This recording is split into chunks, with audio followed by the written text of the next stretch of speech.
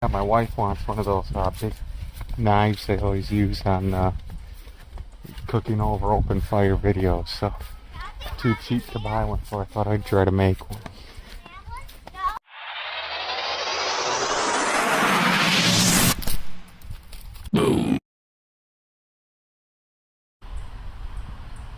There's no hard or fast rules about saw blades, but they say most of them won't make a good knife. What generally is, like, if it's got carbide teeth on the saw blade isn't going to harden because the carbide teeth do the cutting. But this one doesn't have carbide teeth on it, so it might be a hardenable steel because the teeth are the edge. They don't have like a carbide ones raised on.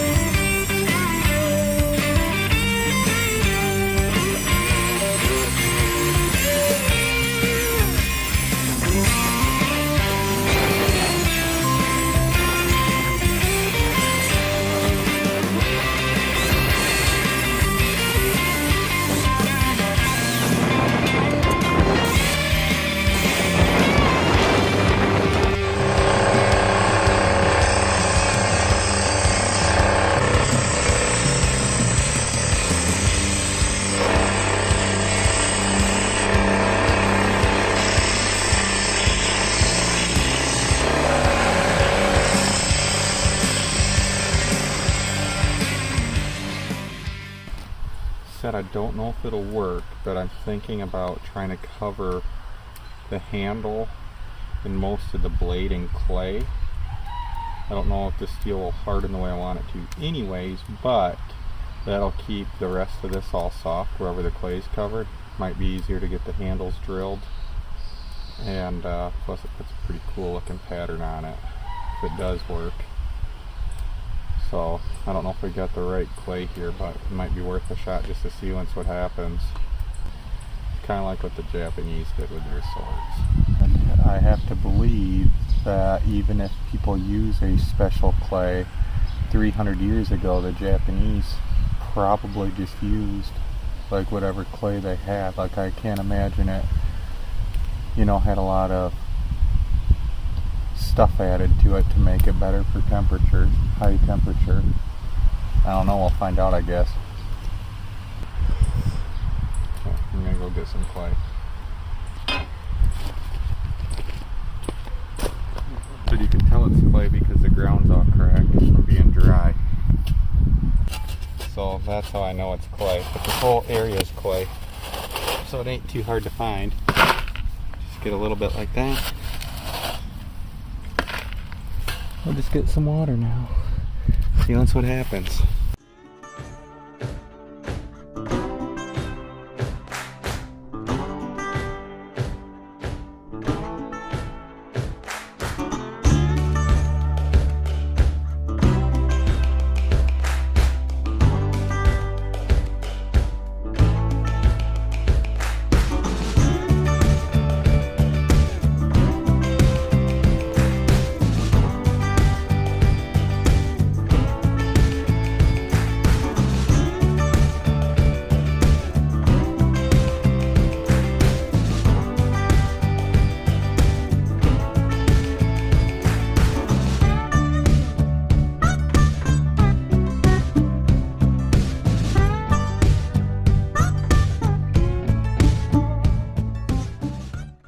Hopefully the fire will get, I don't know if it'll get hot enough. The blade might, it might take a while as opposed to a forge, but once that wood burns down and gets coals, I'm just going to set it right in the coals.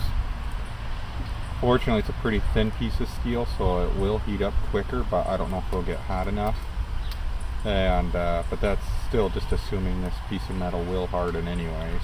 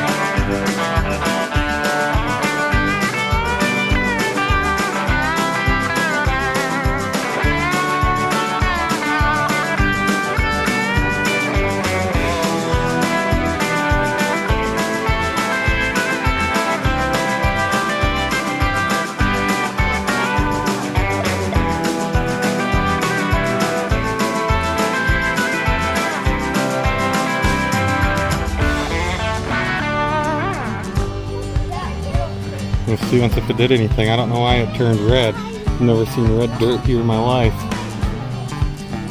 Kind of wild.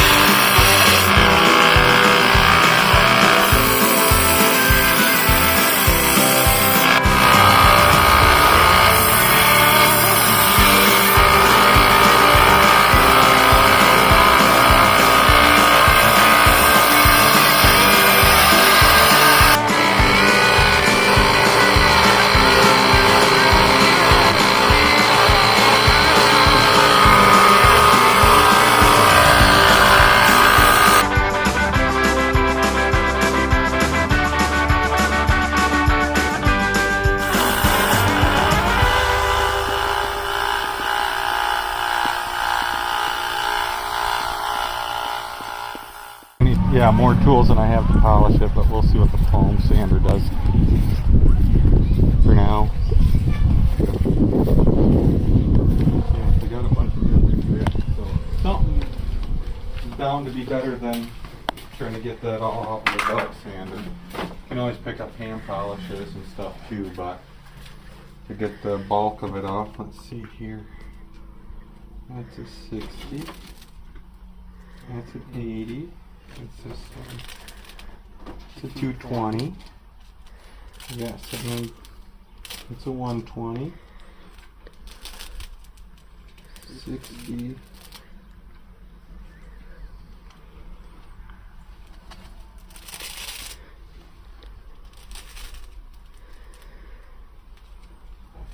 Yep, I think those are my best options. Generally for wood, but we can get some of that cleaned up. More willing to try. Alright.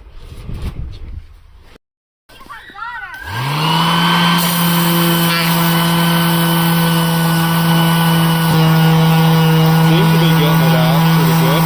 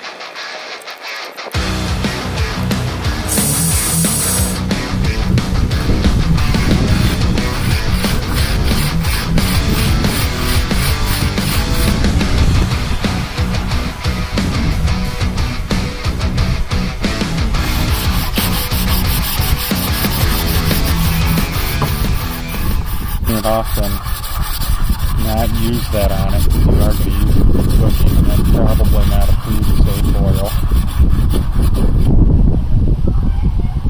Flip this side over it. So it's got rid of all the rust that way. And then I'll work on trying to define the bevel a little more too with that before going on to a sharpening. So this is a honing block kit from Harbor Freight. A diamond hone, so typically you don't even need oil, but I use it anyway.